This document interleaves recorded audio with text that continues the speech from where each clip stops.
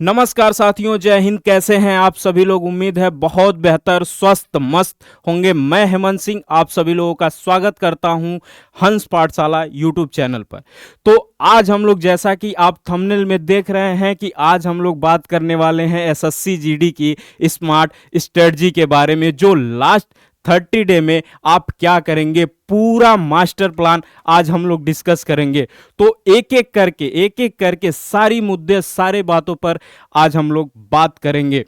तो जैसा कि आप सभी लोगों का एग्जाम डेट आ गया है, ठीक है, तो आप सभी लोगों ने कमर कस ली होगी और तैयारी बहुत अच्छे लेवल तक की कंप्लीट कर ली होगी। तो सभी मुद्दों पर बात करेंगे, तो कोई भी साथी आज घबराएगा नहीं इस चीज को लेके। तो चलिए शुरुआत करते हैं आज के मास्टर स्ट्रेटजी के बारे में, क्या क्या हम लोगों ने इसमें प्लान किया है। तो सबसे पहले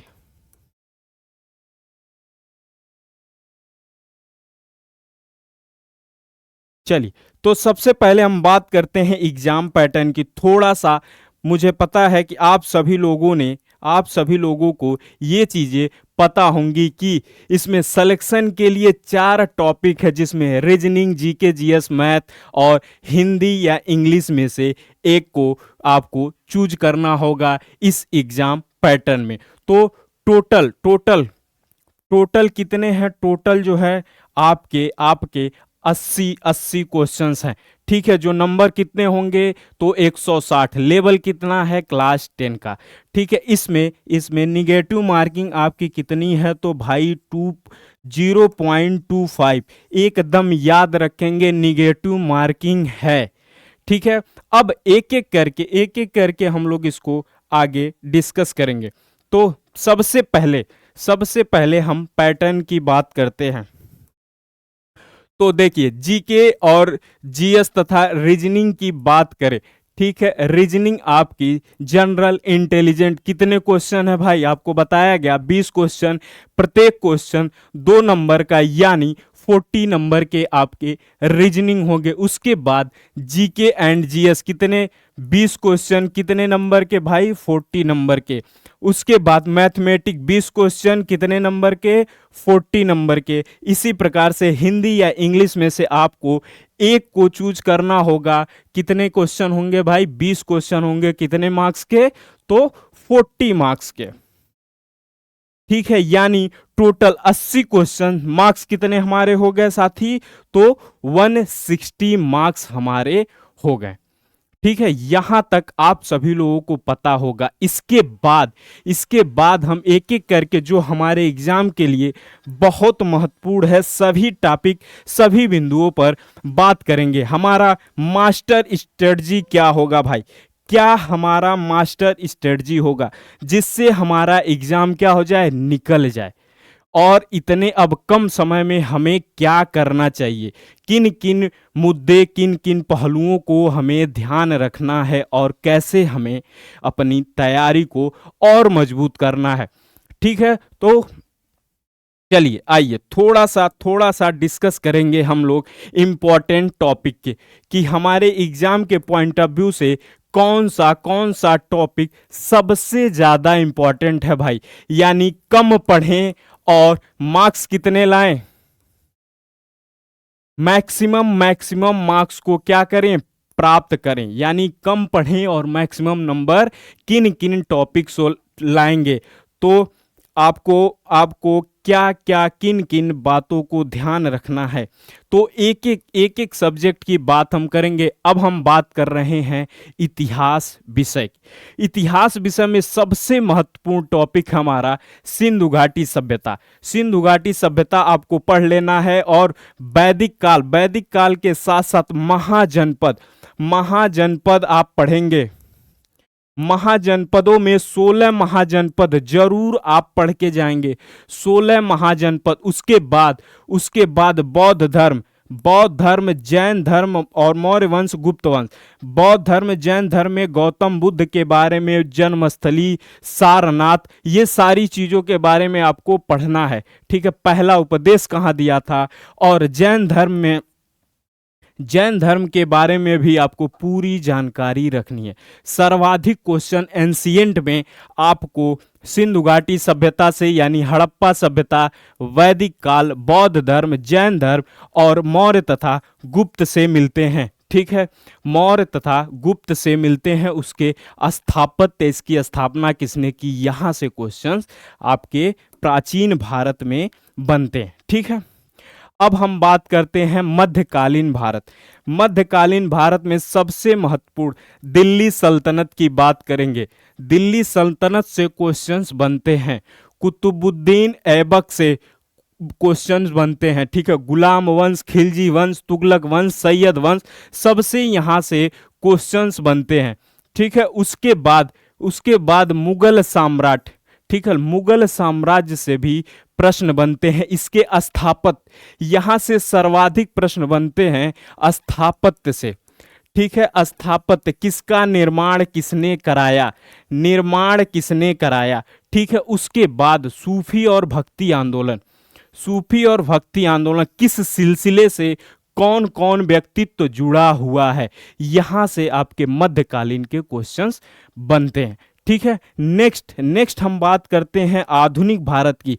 सबसे इंपॉर्टेंट टॉपिक, पूरे एग्जाम में सबसे इंपॉर्टेंट टॉपिक आपका आधुनिक भारत रहेगा। उसमें सबसे महत्वपूर्ण क्या होगा, 1857 की क्रांति आपको पढ़ के जाना है। इससे संबंधित व्यक्ति कौन कौन से थे, व्यक्ति के बारे में जरूर पढ़ेंगे, व्यक्ति के बारे में, और कौन कौन सा स्थान, किस किस स्थान या क्षेत्र से ये नेतृत्व कर रहे थे इस आंदोलन का, यहां आपको पढ़ के जाना है। उसके बाद भारतीय राष्ट्रीय कांग्रेस की स्थापना से लेके उसके महत्वपूर्ण अधिवेशन, ठीक है, अधिवेशन आपको पढ़ना है। अधिवेशन कहाँ कहाँ अधिवेशन हुए थे, पहला अधिवेशन कहाँ हुआ था, दूसरा अधिवेशन कहाँ हुआ था, तीसरा, चौथा, लगातार चारों अधिवेशन के बारे में जानना है। उसके बाद कुछ और महत्वपूर्ण अधिवेशन जो एग्जाम पॉइंट ऑफ व्यू से बहुत महत्वपूर्ण है, उसके बारे में जानना है और उसकी अध्यक्षता किसने की।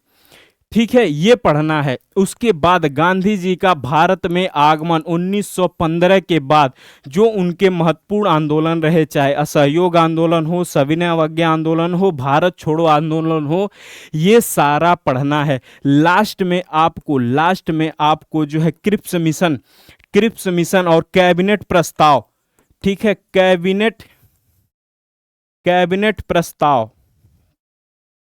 कैबिनेट प्रस्ताव के बारे में पढ़ना है। और लास्ट में आजादी, ठीक है, भारत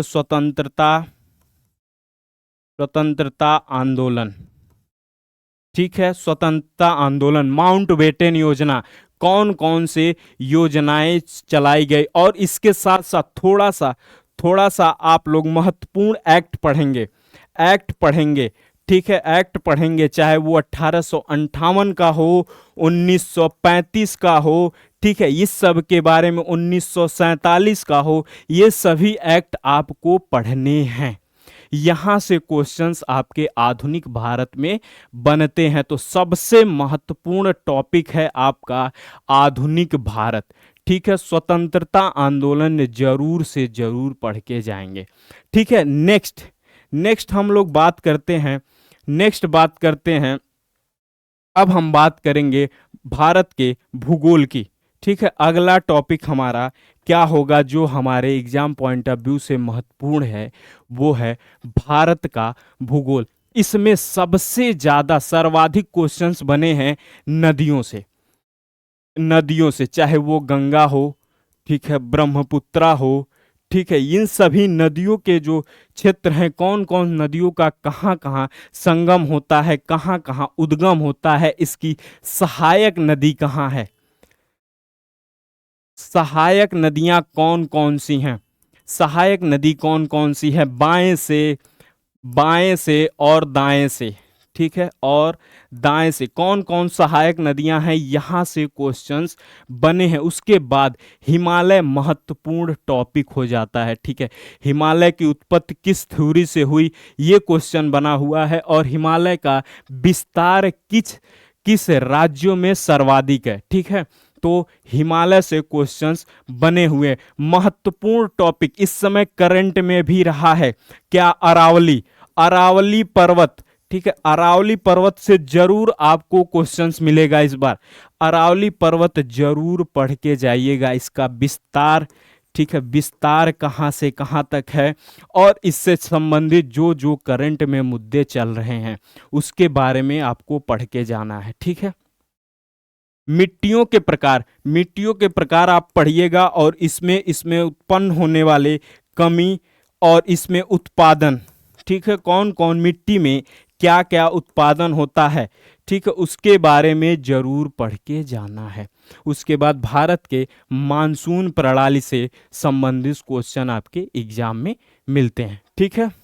चाहे वो दक्षिण पश्चिम मानसून हो और लौटता हुआ मानसून है, इस सब से यहाँ पे क्वेश्चंस बने हैं। भारत में कितने प्रकार की जलवायु है, ये सब पढ़ के जाना है, ठीक है।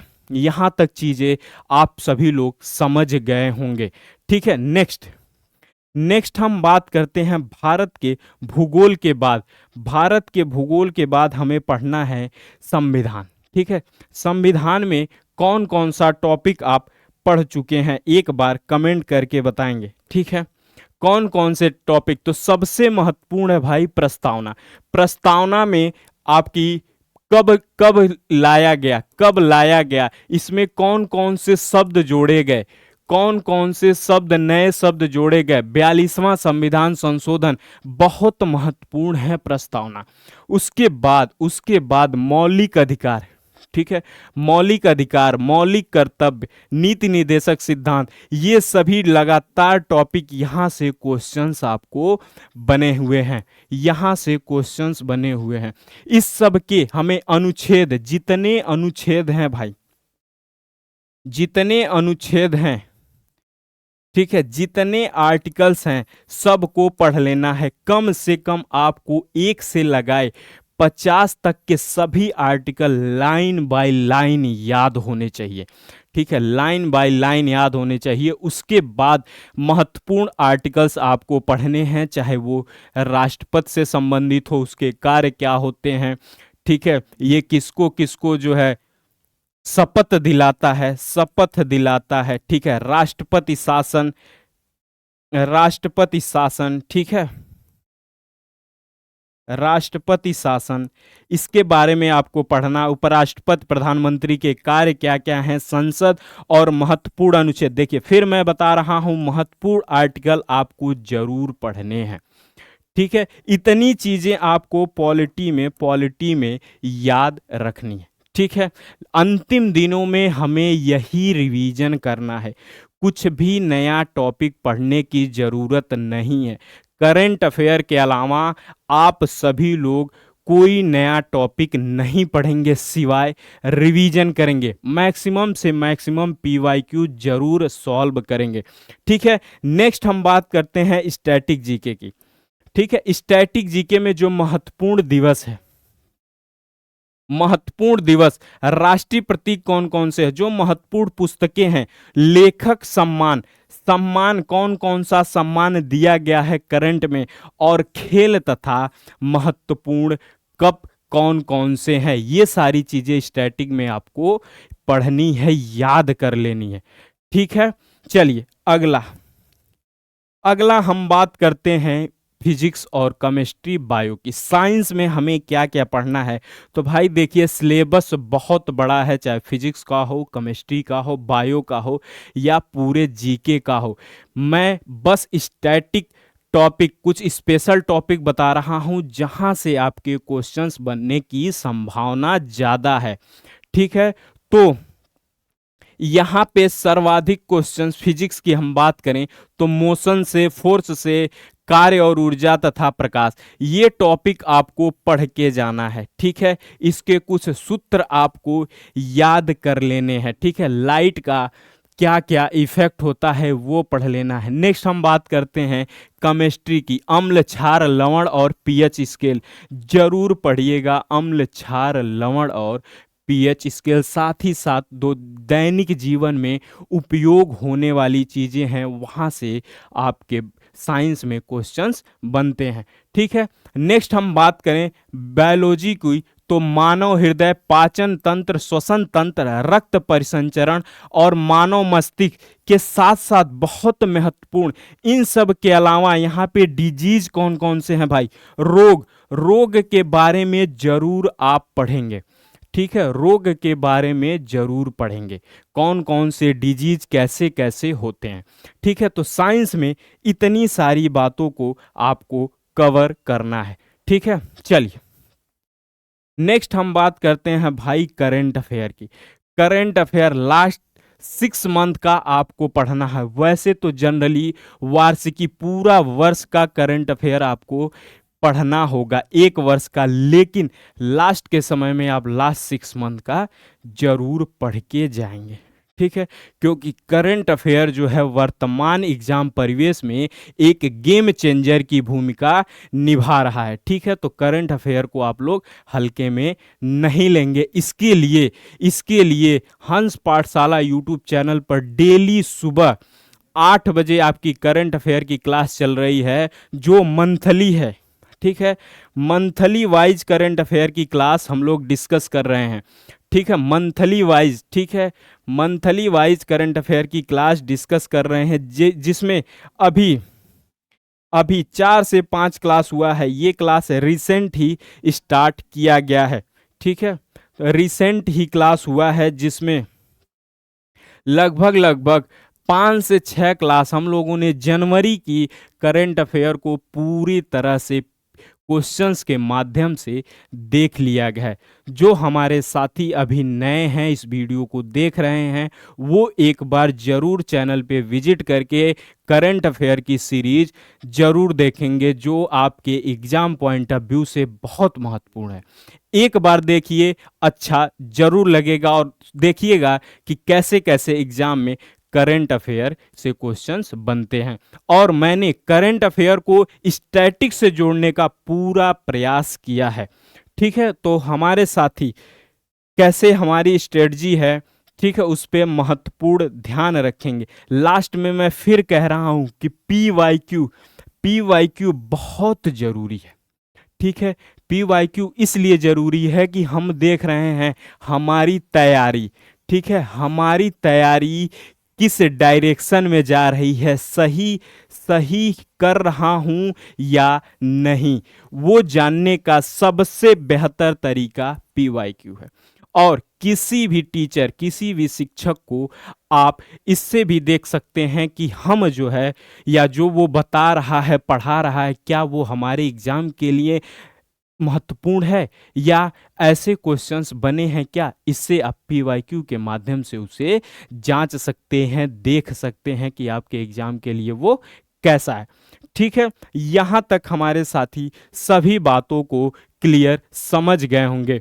नेक्स्ट फिर हम बात कर रहा हूं, जितनी भी क्लासेज हमारी चलती हैं उसके लिए आपको हंस पाठशाला टेलीग्राम चैनल को ज्वाइन करना होगा। यहाँ पे सभी क्लासेस की आपकी पीडीएफ मिल जाएगी। और जो नए साथी हमारे व्हाट्सएप ग्रुप से नहीं जुड़े हुए हैं, यहाँ पे व्हाट्सएप ग्रुप पे जरूर जुड़ेंगे। और एक इन्फॉर्मेशन और मैं दे रहा हूँ कि आपके चैनल पर डेली क्विज, डेली पोस्ट में, कम्युनिटी पोस्ट में जो है डेली क्विज आ रहे हैं, मैक्सिमम 5 से 10 क्वेश्चन आप उसे जरूर करेंगे, और वहां से आपकी जानकारी और इनहेंस होगी।